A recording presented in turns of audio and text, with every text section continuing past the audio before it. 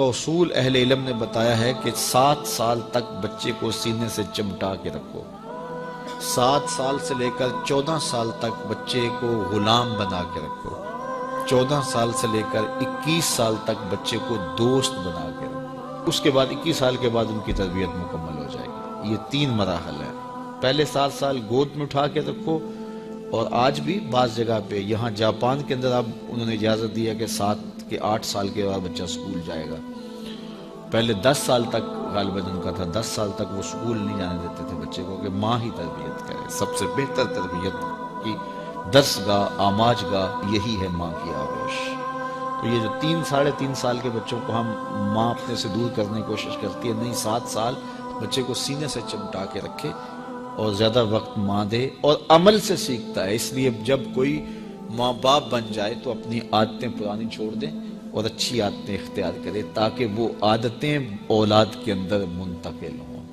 الوالد سر لابیہ، عمومی قاعدہ یہ ہے کہ والدین کا عکس ہوتی ہے اولاد، والدین کا راز ہوتی ہے اولاد۔ بہت سارے لوگ آتے ہیں ہمارے پاس، جناب یہ ہمارے بچوں کو کوئی تعویذ دے دو، کوئی ان کے لیے دم کر دو، ان کو اپنا مرید بنا لو، ان کو اپنے پاس رکھ لو، ان کو اپنی صحبت میں رکھو، یہ نماز بھی نہیں پڑھتا، چلو ہم نہیں پڑھتے تو یہ تو پڑھے۔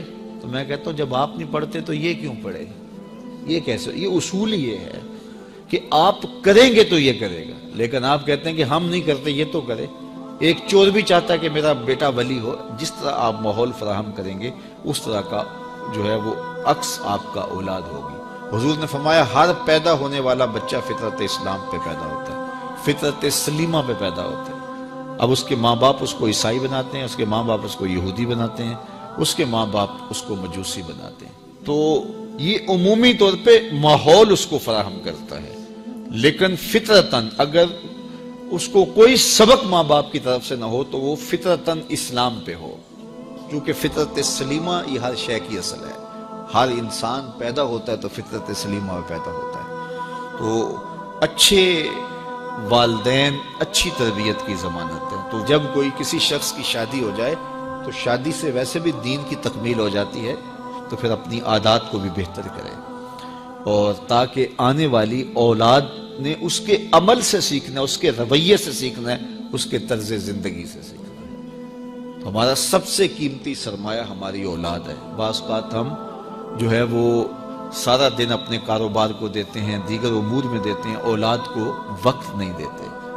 تو اولاد کو وقت چاہیے ہوتا ہے، اور اولاد کو وقت دینا چاہیے، اور اولاد کو وقت دینے سے ان کی اچھی تربیت ہوگی۔ وہ آپ کے پاس بیٹھے اٹھیں گے، آپ کی باتیں سنیں گے، آپ کے عمل دیکھیں گے، آپ کے رویے دیکھیں گے، تو پھر ان کے اندر اس کا عکس پیدا ہوگا۔ آپ کی روایات ان کے اندر منتقل ہوں گی، آپ کی عادات ان کے اندر منتقل ہوں گی، آپ کے حق کیا ہیں، اپنے اخلاق کیا ہیں، اپنی اقدار کیا ہیں۔ اگر وہ صالح ہیں تو صالح منتقل ہوں گی، اگر وہ صالح نہیں ہیں تو پھر جو ان کی عادات ہیں وہ ان کے اندر منتقل ہو پائیں گی۔ تو اس لیے ہمیں اولاد کی تربیت کرنے کے لیے سب سے پہلے اپنا جائزہ لینا ہوگا، اور پھر اس کو اولاد میں منتقل کرنا ہوگا۔ یہ کوئی ایسی گولی نہیں ہے کہ جو ہم خود نہ کھائیں اور ان کو کھلا دیں اور ان کو شفا ہو جائے۔ یہ گولی ہمیں خود بھی کھانی پڑے گی، پھر ان کو کھلانی پڑے گی۔ تو اس لیے قرآن نے کہا قُوا أَنفُسَكُمْ وَأَهْلِيكُمْ نَارًا وَقُودُهَا النَّاسُ وَالْحِجَارَةُ، اپنے آپ کو اور اپنی اولاد کو، اپنے اہل و عیال کو جہنم کی آگ سے بچا لو، جس کا ایندھن انسان اور پتھر ہیں۔ اپنے عمل اتنے خوبصورت بناؤ، اپنے رویے اتنے پاکیزہ کر لو، اپنا انداز اتنا خوبصورت بنا لو کہ تمہارے رویے اور تمہارا انداز تمہاری نسلوں میں منتقل ہو، اور وہ بھی جہنم کی آگ سے بچ جائیں اور تم بھی جہنم کی آگ سے بچ جاؤ۔ لیکن اگر تمہارے رویے خوبصورت نہ ہوئے، عمل خوبصورت نہ ہوا، اولاد کی تربیت میں سب سے اہم چیز کیا ہے؟ ہم سمجھتے ہیں کہ تربیت میں ہماری گفتگو اثر انداز ہوگی، ہم دلائل کے انبار لگا دیں گے اور اولاد کو قائل کر لیں گے۔ اولاد قائل کرنے سے نہیں سیکھتی، اولاد آپ کے عمل سے سیکھتی ہے۔ ہم کہتے ہیں اولاد جب بڑی ہوگی، جب سمجھدار ہوگی تو پھر ہم ان کی تربیت کرنے لگیں گے، لیکن اس وقت وہ اس مرحلے سے نکل چکی ہوتی ہے۔ ماں باپ یہ سمجھتے ہیں ابھی تو یہ بولتے بھی نہیں ہیں، ابھی جو ہم کہتے ہیں وہ سمجھتے بھی نہیں ہیں، لیکن جو آپ کر رہے ہو اس کو سیکھتے ضرور ہیں۔ جو نابینا ہوتا ہے اس کی آنکھیں نہیں ہوتی لیکن دیگر اس کے حواس زیادہ کام کر رہے ہوتے ہیں۔ جب بچہ بول نہیں رہا ہوتا اور بچہ جب سمجھ نہیں رہا ہوتا تمہاری گفتگو کو، تو اس کی کاپی کرنے کی جو حس ہوتی ہے، نقل کرنے کی جو حس ہوتی ہے، وہ بہت زیادہ ہوتی ہے۔ تو وہ وقت ہوتا ہے اولاد کو سکھانے کا۔ اس لیے میرے حضور نے ارشاد فرمایا کہ اپنے گھروں کو قبرستان نہ بناؤ۔ یعنی جس طرح قبرستان میں کبھی نماز نہیں پڑھی جاتی، تو تمہارے گھر کے اندر نماز نہ پڑھی جا رہی ہو تو بچے کہیں گے اور خود مصلی پہ کھڑا ہونا شروع ہوں گے۔ ابتداءً وہ یوں ہی مصلی پہ آئیں گے۔ امام غزالی فرماتے ہیں ہر عمل پہلے ریا ہوتا ہے، پھر عادت بنتی ہے، پھر عبادت بنتی ہے۔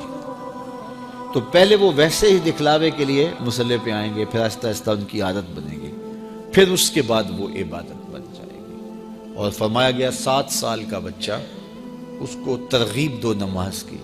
10 سال کی عمر ہوگی اور ابھی تک نہیں پڑھتا، تو پھر اس کو مار کر کے ہلکی ضرب سے اس کو زود و کوب بھی کیا جا سکتا ہے اور اس کو نماز کا خوگر بنایا جائے، تاکہ بلوغت سے قبل وہ نماز کا عادی بن جائے۔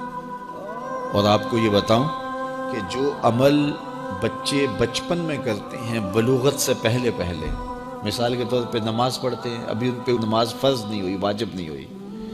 اس طرح چھوٹے بچے روزہ رکھ لیتے ہیں، 8 سال کے، 7 سال کے، 6 سال کے بچے روزہ رکھ رہے ہوتے ہیں۔ پھول جیسے بچے دوپہر کو کملا جاتے ہیں تو مائیں پریشان ہو جاتی ہیں، تو وہ انہیں بعض اوقات خلوت میں لے جا کے کہتی ہیں کہ یہ دودھ پی لو، یہ چیز لے لو، کوئی دیکھ نہیں رہا۔ تو وہ بچے مانتے نہیں کہ نہیں، ہمارا اللہ دیکھ رہا ہے، ہم نے روزہ نبھانا ہے۔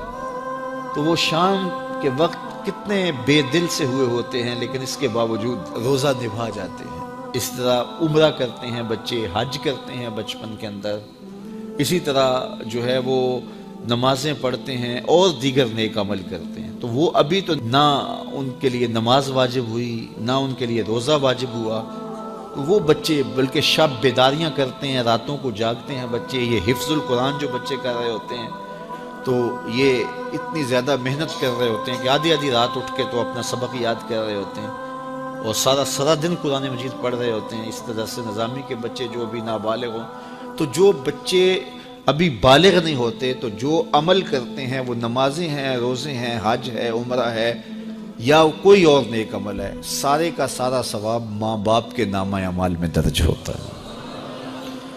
اب مجھے بتاؤ، چھوٹا بچہ جب روزہ رکھتا ہے اور کمزوری کے باوجود وہ شام تک روزہ لے جاتا ہے، اور پھر اس وقت جب روزہ افطار کرتا ہے سارے دن کی بھوک اور پیاس کاٹ کے، تو مجھے بتاؤ کہ ان کا رب کتنا خوش ہوتا ہوگا۔ اور کیونکہ نہ تو اس کے اندر کوئی تصنع ہے اور نہ کوئی اور بات، ان کا عمل ہی عمل ہے، اس میں خلوص ہی خلوص ہے، تو پھر وہ ماں باپ کے نامہ اعمال کے اندر وہ نیکیاں درج ہوتی ہیں۔ تو اولاد کو بچپن کے اندر آپ جو تربیت دیتے ہیں، تو وہ جو عمل کرتے ہیں، ایک تو ماں باپ کے کھاتے میں اس کا عمل، اور دوسرا بالغ ہونے سے قبل ان کی عادت پختہ ہو گئی، تو والدین کی ذمہ داری ہے کہ ان کو جو ہے وہ صالح تربیت